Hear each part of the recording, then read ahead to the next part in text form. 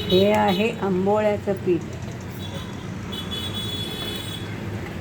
2 वाट्या तांदूळ, 1 वाटी उडदाची डाळ, पाव वाटी मुगाची डाळ. मुगाची डाळ आणि थोडीशी मिक्स झालेली उडदाची डाळ, म्हणून मी याच्यात एकत्र 4च तास भिजवले.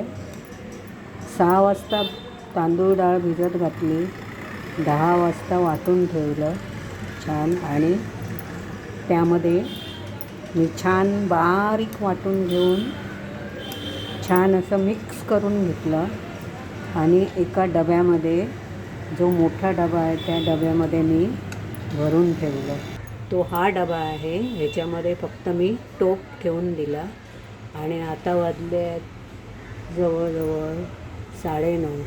तर मी हे पीठ काढून घेतलं आणि आता आंबोळ्या करून दाखवते तुम्हाला. पॅनला तेल लावून घेतले छानपैकी आणि मीठ घालून घेतलं मी याच्यामध्ये.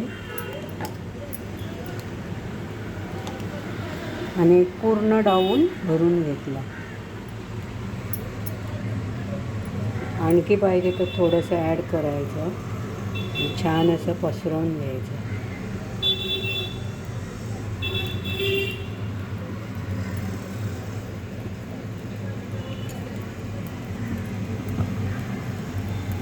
गॅसची फ्लेम मिडियम ठेवायची. छान असे ह्याला जाळी पडली.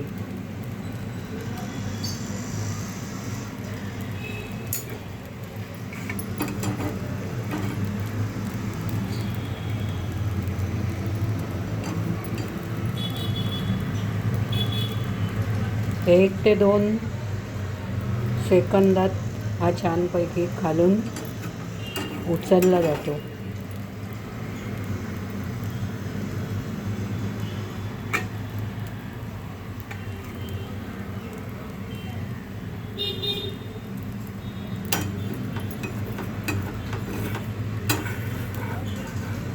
छानपैकी उचलला गेला. आता हा लालसर छानपैकी क्रंची झाला. आता याला पण 2-3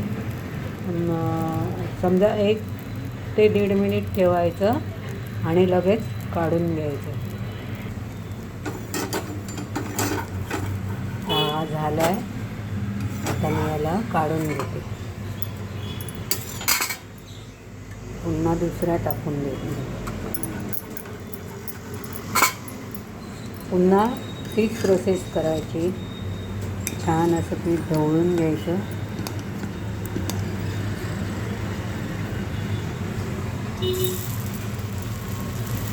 पाहिजे त्या आकाराचे छोटे मोठे करू शकतो. बघा कशी पटकन छान जाळी पडली. छान अशा भुलभुत आंबोळ्या आपल्या तयार, जाळीदार. आता या चटणी किंवा सॉस बरोबर आपण खाऊ शकतो. किंवा जे आपण जी काय सांबार आमटी बनवू त्याच्याबरोबर आपण ह्या अशा भाकरी खाऊ शकतो सॉफ्ट. चला तर मग पुन्हा भेटूया एका नेक्स्ट व्हिडिओमध्ये. तोपर्यंत बाय.